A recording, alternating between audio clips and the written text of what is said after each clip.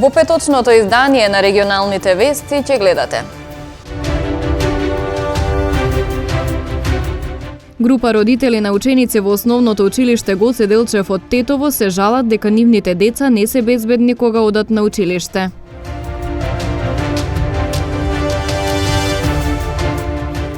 Европскиот број за итни случаи 112 денеска конечно треба да профункционира најпрво во Скопје, а потоа и во целата земја.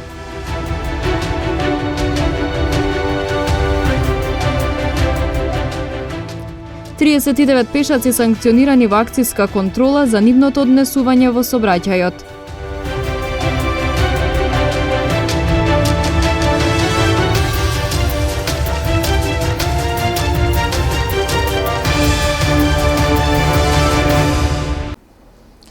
Група родители на ученици во основното училиште Гоце Делчев од Тетово се жалат дека нивните деца не се безбедни кога одат на училиште.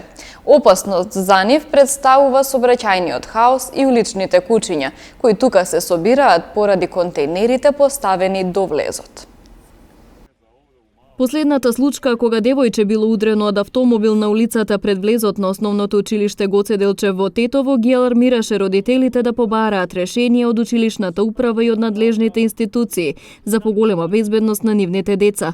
Тие реагираат дека тротоарите се узурпирани и има голема раздвиженост од автомобили, особено во времето кога учениците одат или се враќаат од часовите. Дополнително потенцијална опасност представуваат и уличните кучиња. Се случија многу немили настани за безбедноста на нашите деца. Имено се работа за сообраќајниот хаос, бидејќи нашите деца нема кај да поминат, нема тротоар, фактички. Гужва има од сообраќај, од коли и се случи немил настан што е удрено едно девојче. Потоа се наоѓаат контејнери пред самото училиште, каде што има џубре и се собираат кучиња скитници.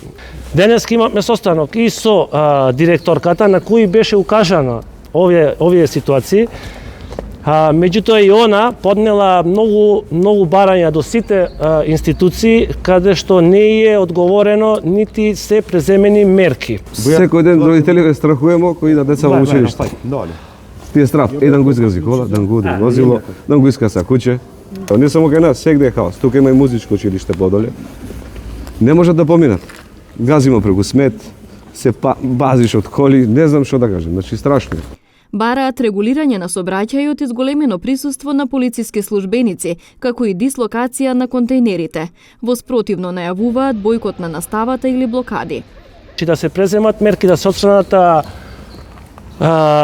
контејнерите, да се затвори улицата или да се пренамени во еднонасочна и во гушвата од 12 часот во периодот кога излегуваат и кога влегуваат децата да биде затворена за сообраќај.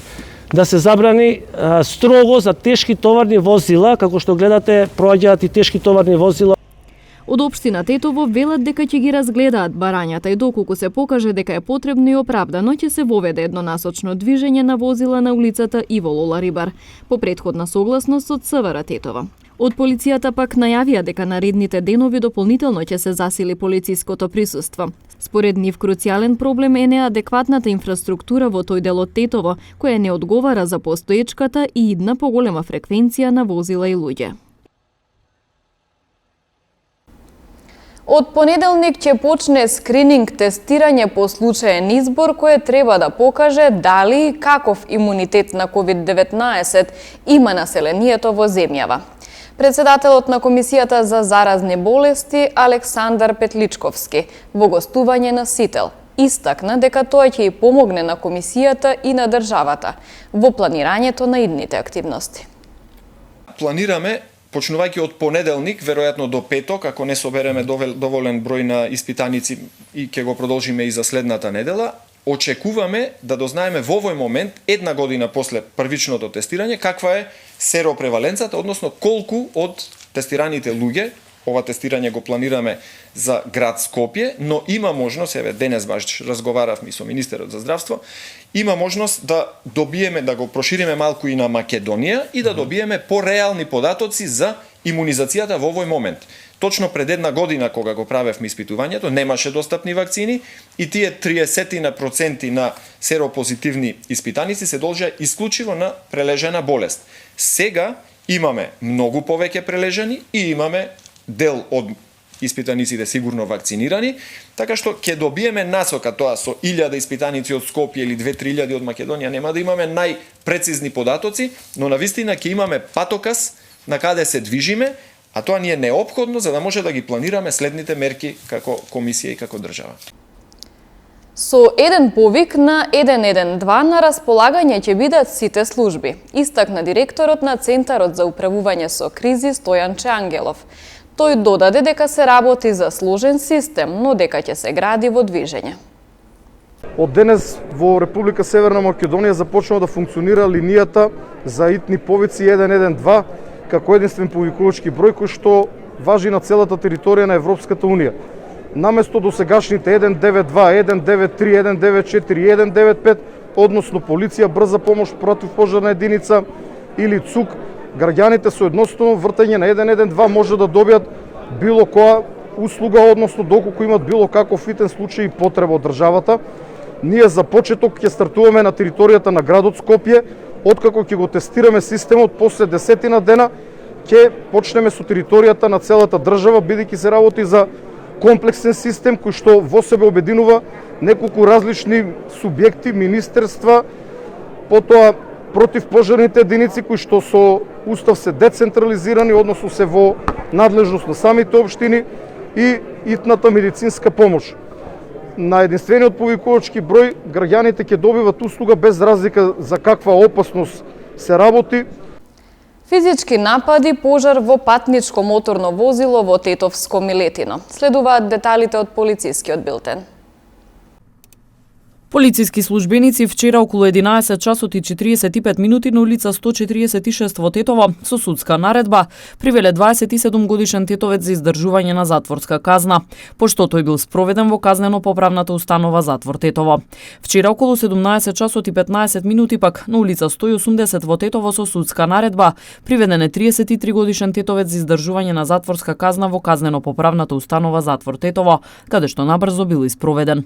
Малолетникот Гостиварско Дебреше вчера околу 17 часот и 30 минути во присуство на негов родител бил приведен од полициски службеници затоа што околу 14 часот во ова село физички нападнал друг малолетник од Гостиварско Врапчиште.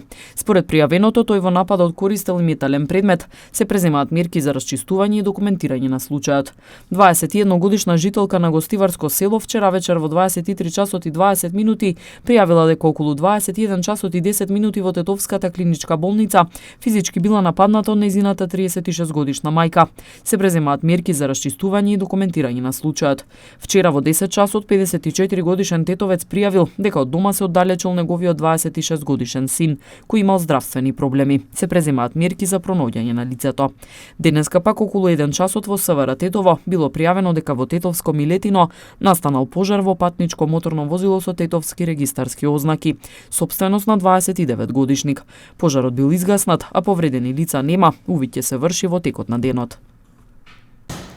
Секторот за внатрешни работи Тетово вчера спроведе и акциска контрола на пешаците за нивното однесување во сообраќајот. Полициски службеници на СВР Тетово вчера од 10 до 14 часот спровеле акциска контрола на пешаци и на нивното однесување во сообраќајот. При контролата, која на ова подрачје континуирано се реализира и овој месец, откриени и санкционирани се вкупно 39 прекршоци. На сите пешаци прекршители изготвени им се законски предвидените поднесоци. Откриени и санкционирани исто така биле и 21 други видови сообраќајни прекршоци, 14 во Тетово и 7 во Гостивар. Контролите и натаму ќе продолжат, а на пешаците СВР Тетово повторно им укажува да бидат максимално внимателни, посебно кога се движат по улици или патишта на кои нема обликувани тротоари, но и како и каде ги преминуваат улиците без обележани пешачки премини.